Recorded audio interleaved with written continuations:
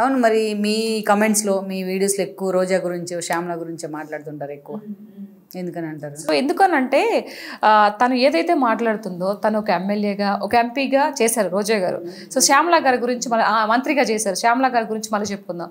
So రోజా గారు ఎలా ఆవిడ యొక్క మాట విధి విధానం ఎలా ఉంటుందంటే నాకు చాలా కోపం వస్తుంది మాట్లాడేటప్పుడు. ఇంతకు ముందు కూడా చాలా వల్గర్ లాంగ్వేజ్తో మాట్లాడింది. ఎందుకు హుందాతనంగా మాట్లాడొచ్చు కదా, నీ యొక్క నోటి ఏదైతే ఉందో నేను అనాలంటే కూడా నేను అనలేను. సో నువ్వు ఒక ఆడపుట్టుకు పుట్టుండి నన్ను మహా అయితే ఏం చేయగలుగుతారండి? ఇప్పుడు ఇందాక నేనేం చెప్పాను, మహా అయితే నన్ను ఏం చేస్తారంటే చంపేస్తారేమో, ప్రాణాలు తీస్తారేమో, లేకపోతే ఇంకొకటి చేస్తారేమో అన్నాను. సో దానికి పర్యాయపదంగా నేను దాంట్లో ఏమో తప్పువాడు మీకు వాడానా? నన్ను ఇంకొకటి చేయొచ్చండి అని చెప్పేసి నేను వాడానా? నా నోటికి రాలేదు.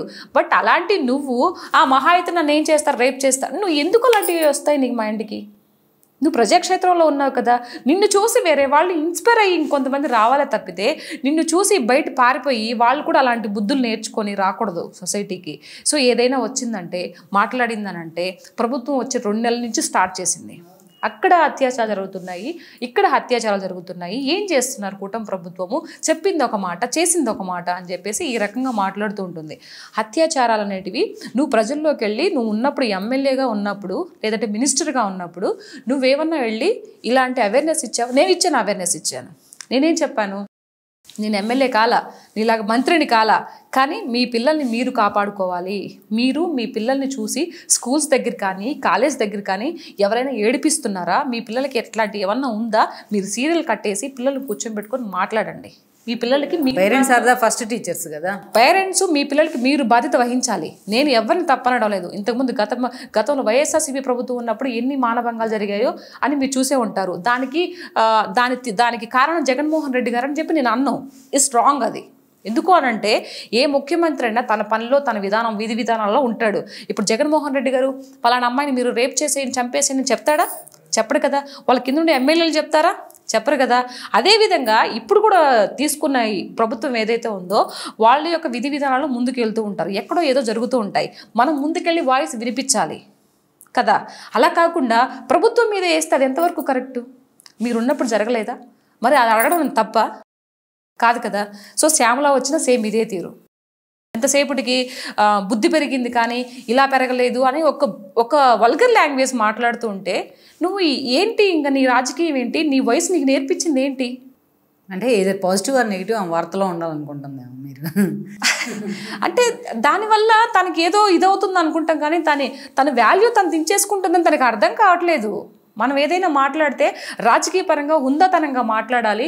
ఒకటి ఇష్యూ జరిగినప్పుడు ఇలా జరుగుతుంది సార్, మీరు ఇది చూడండి, ఆ విధంగా చేసేవాళ్ళు ఎవరి మాన ప్రాణాలైనా ఒకటేనండి, వాళ్ళని ఇది చేయండి సార్, వాళ్ళు కఠినంగా శిక్షించండి అని చెప్పుకోవాలి. ఎందుకంటే ఇప్పుడు ఒకప్పుడు ప్రతిపక్షంలో ఉండేవాళ్ళు ఈరోజు హోదాలో ఉన్నారు కాబట్టి నువ్వు రిక్వెస్ట్ చేసుకోవాలి.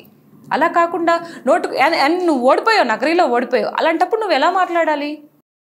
అవన్నీ వదిలేసి స్కూల్ ఆఫ్ వైఎస్ఆర్సీపీ అనుకోవాలి. అంటే వాళ్ళ దగ్గర నుంచి వచ్చే వాళ్ళంతా వాళ్ళకి ఒక పాఠాలు నేర్పించేసి బయటకు వచ్చేసారండి. అంటే ఎంతసేపటికి ఇలా బూతులు తిట్టి మాట్లాడేస్తే ఇష్యూ డైవర్ట్ అయిపోద్దిగా. అసలు మెయిన్ ఇష్యూ ఏదైతే ఉందో ఇది కూడా ఈనపడకుండా చేస్తారు.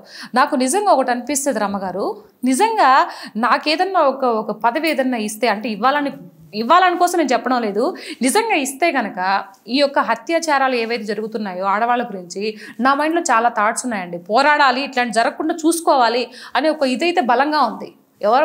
ఎవరు మహిళల మీద కూడా అత్యాచారాలు జరగకూడదండి, ఆపాలి. నేను పెట్టినట్టు నువ్వు వీడియోలో ఒక్కటి కూడా పెట్టలేదు కదా, నేనన్నా పెట్టా, నువ్వు పెట్టలేదు. ఎప్పుడు నీ చేతిలో ఇంకా మైక్ ఉంది, నువ్వు చెప్పాలంటే ఎన్ని చెప్పకూడదు, నువ్వు వాయిస్ వినిపించే ఇది ఉంది. ఎంతసేపటికి ఒక పర్సన్ గురించి భజన చేయడం తప్పితే ప్రజల గురించి మాట్లాడు. నువ్వు ప్రజల కోసం ఏదో సేవ చేస్తాననే కదా వచ్చావు.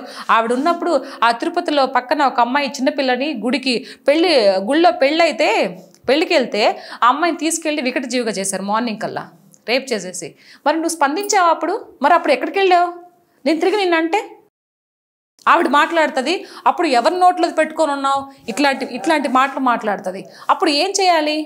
మెట్టుతో కొట్టాలా లేదా? కొట్టాలి, అవునా లేదా? నోట్లో పెట్టుకోవడాలు, చెవులో పెట్టుకోవడాలు ఏంటిది? ఈ వల్గర్ లాంగ్వేజ్ ఏంటి? నిన్ను చూసి రేపు జనరేషన్ నేర్చుకోవాలా? ఎగ్జాక్ట్లీ అక్కడ చూసి వచ్చిందండి నాకు. అలా ఎందుకు మాట్లాడతారు రాజకీయ నాయకులు, ఎందుకు మాట్లాడతారు అని. చట్టసభలో చట్టాలు చేసేవాళ్ళు, మళ్ళీ మరి ఇంప్లిమెంట్ చేసేవాళ్ళు. మళ్ళీ అంటే వీళ్ళు మరీ ఒక టిపికల్ లాంగ్వేజ్లు అండి, ఇది ఎప్పుడూ లేదు. వరస్ట్ లాంగ్వేజ్ అండి.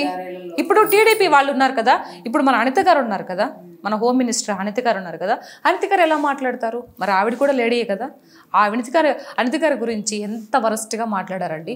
ఇంకొకటి ఏంటంటే నాకు ఏడుపుచ్చే సిచ్యువేషన్ ఏంటంటే, ఈ వీడియో మీకు నచ్చినట్లయితే please share, like and subscribe R24 Telugu.